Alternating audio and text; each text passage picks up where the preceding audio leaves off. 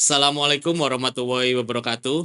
Sahabat sehat Rumah Sakit Yarsi, berjumpa kembali dengan podcast Om Wendy, obrolan medis bersama Wendy Kataro.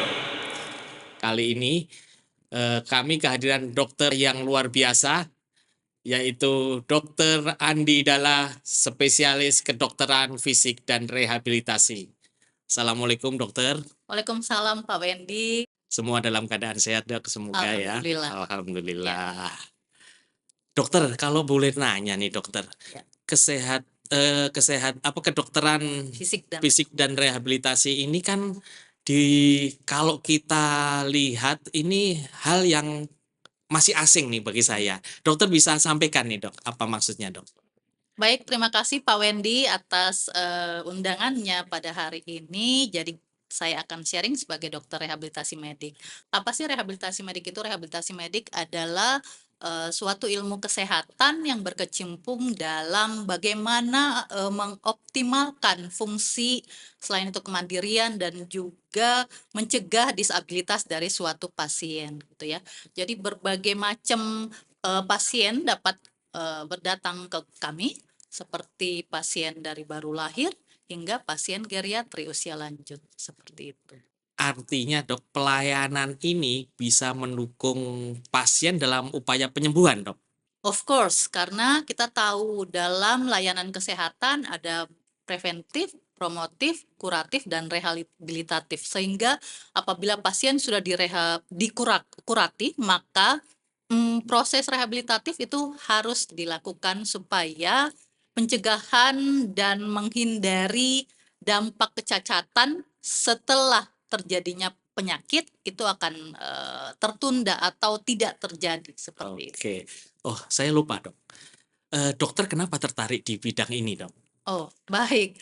Itu long time ago ya. Jadi memang memilih ini karena waktu itu almarhum ibunda saya pun juga mendapatkan treatment dari rehabilitasi medik. Waktu itu beliau dengan serangan TIA dan juga ada vertigo sehingga latihan tertentu yang diberikan oleh SPKFR tersebut ternyata memulihkan dengan cepat. Jadi lebih cepat kita memberikan tata laksana rehabilitasi medik as soon as possible kami mengatakannya, maka yaitu tadi penyembuhan akan lebih cepat terlaksana cepat perbaikan gitu ya, dan juga tidak ada dampak-dampak kecil yang terjadi setelah. Artinya rehabilitasi medik ini diperlukan pasca stroke ya dok ya? Ya, selain pasca stroke yang tadi saya katakan bahwa memang mulai dari anak bayi atau balita yang terjadi proses gangguan tumbuh kembangnya itu dapat kita treat juga hingga pasien-pasien geriatri bahkan yang mendekati mendekati vegetatif seperti itu kami juga berkecimpung di dalam hal tersebut. Artinya ini luas sekali ya dok ya? Betul, itu Luar dia. biasa. Sehingga Jadi kami izin memiliki divisi yang berbagai macam, mulai dari ya pediatri, kardiorespirasi, muskuloskeletal, neuromuskuloskeletal, cedera olahraga, dan terakhir ya geriatri. geriatri. Menarik sekali ya dok ya. Of course. Dok, ketika pasien dirawat atau pasien yang di intensive care nih dok, Ya. apakah perlu juga dok? Ya, saya alhamdulillahnya teman-teman di intensive care baik itu perawat dan juga dokter KIC ya banyak mengkonsulkan ke kami. Kenapa kami diperlukan sejak fase akut tersebut gitu ya?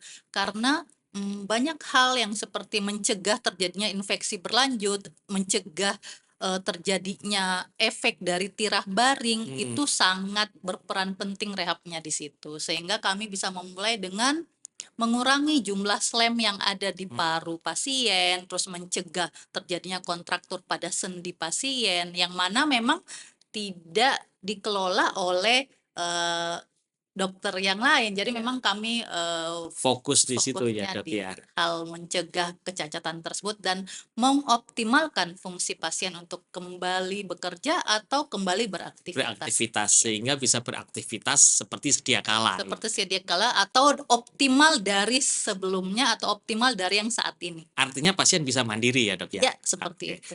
Dok, dari range tadi, Dok, dari anak-anak, dewasa sampai geriatri ini ada yang menarik atau ada pelayanan khusus-khusus mungkin dokter bisa sampaikan ini. Yang sekarang lebih banyak itu memang pasien-pasien geriatri. Karena ternyata di era modern sekarang di atas 60 tahun sudah mulai terjadi penurunan yang drastis pada kemampuan fungsional dari Mm-mm. pasien-pasien tersebut atau orang-orang yang di atas 60 tahun gitu ya. Sehingga muncullah penyakit degeneratif yang makin banyak ya, walaupun memang itu mencakup muskuloskeletalnya. Misal sendi, tulang, otot seperti itu ya, tetapi memang di saat 60 tahun itu semuanya mulai menurun dengan drastis, bukan menurun dengan landai gitu ya, ada drastis sehingga terkadang pasien-pasien sulit menerima Ya. karena sebelumnya mereka overproduktif pada saat sudah menginjak 60 tahun mulai muncul berbagai Mm-mm. macam gejala. Sometimes di situ pasien tidak menerima. Jadi kami pun melakukan bargaining psikis supaya pasien menerima dengan keadaan, tetapi kami akan membantu mengoptimalkan supaya bisa berfungsi kembali dalam aktivitinya. Oke. Artinya begini, Dok.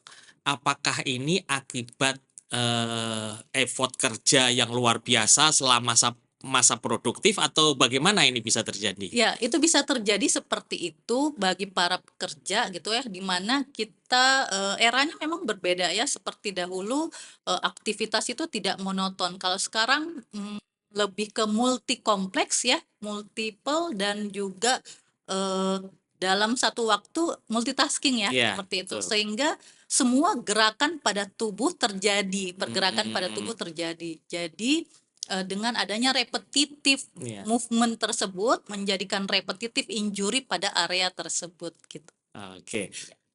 Dokter Andi, tadi dokter udah jelaskan banyak ya range pelayanannya gitu.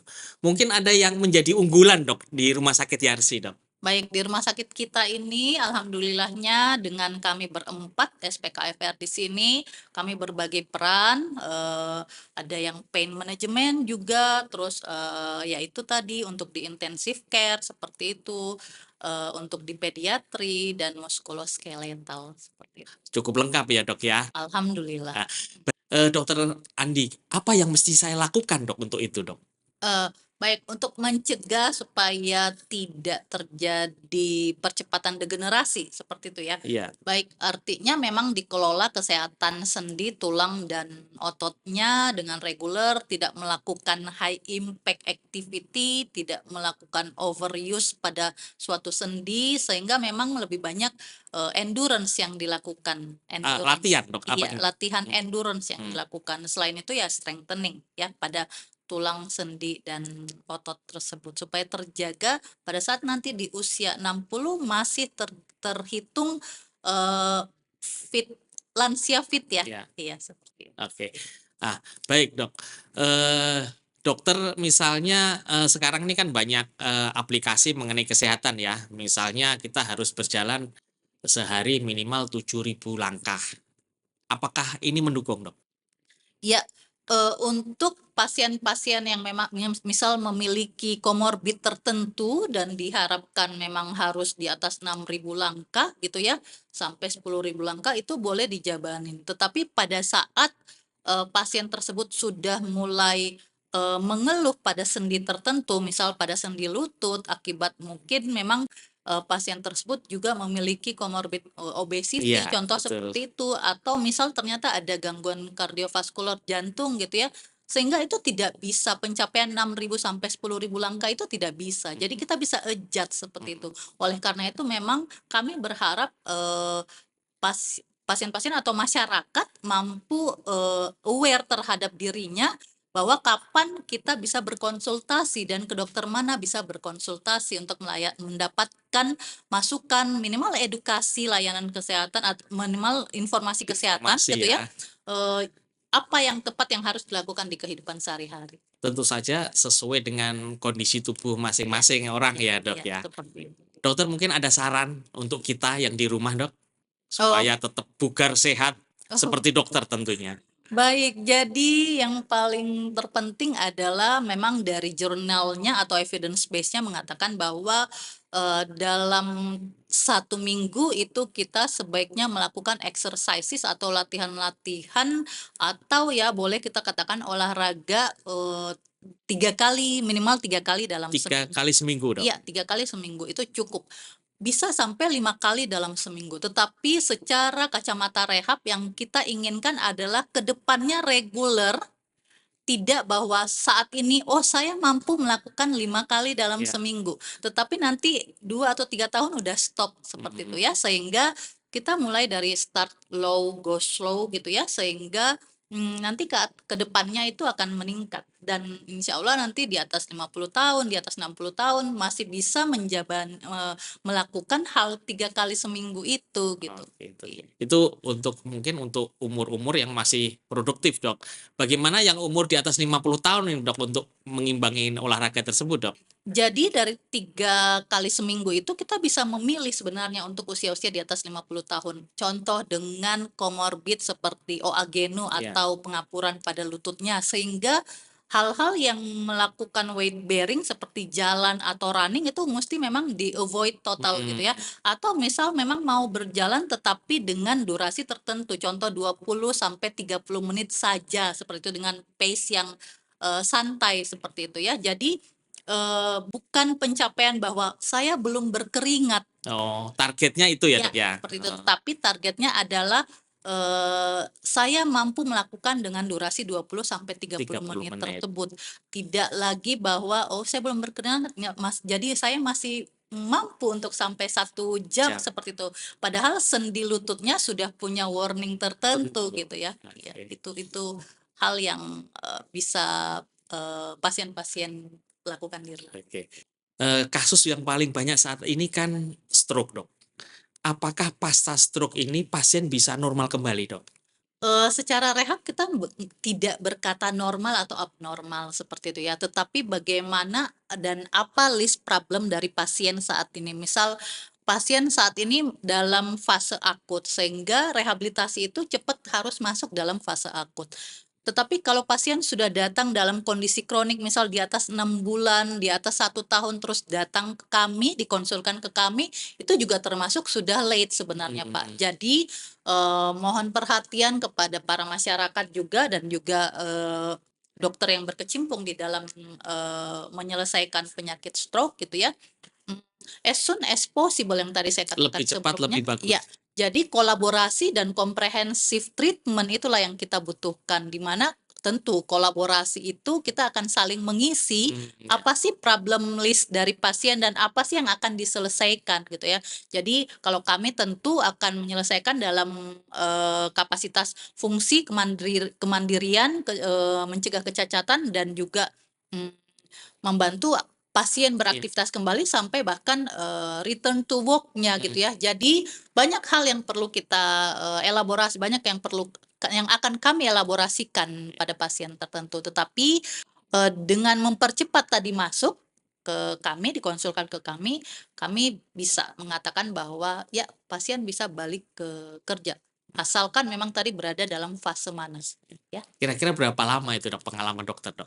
Kita tahu bahwa golden period dari penyakit-penyakit gitu ya, termasuk juga salah satunya pasien stroke gitu ya, 6 bulan pertama, terus kalau belum tercapai ada hal-hal tertentu yang belum tercapai di 6 bulan pertama, tetapi pasien sudah bisa return to work, artinya dia memodifikasi pekerjaannya, atau misal ternyata pasien tersebut biasanya mobile, tapi akhirnya harus memilih untuk di belakang meja Iya. saja gitu ya. Jadi itu kita approach juga bahkan ke kantor dengan Iya. menulis surat keterangan disabilitas Iya. seperti itu ya. Terus kalau ada hal tertentu yang memang mau dicapai lagi, maka di 6 bulan sampai 1 tahun tersebut itu yang akan kita elaborasi lagi dan explore lagi gitu. Nah, kalau sudah dikirim dengan multiple Iya. problem Iya. gitu ya, ya itu kita menanyakan harapan pasien apa. Iya. Menarik sekali. cerita mengenai kesehatan rehabilitasi ini ya dengan Dokter Andi. Siap. Begitulah cerita kedokteran fisik dan rehabilitasi bersama Dokter Andi Nala SP KFR. Terima kasih atas perhatiannya. Salam sehat bersama podcast Om Wendy, obrolan medis bersama Wendy Katara. Terima kasih dokter. Assalamualaikum warahmatullahi Waalaikumsalam wabarakatuh. warahmatullahi wabarakatuh. Salam sehat.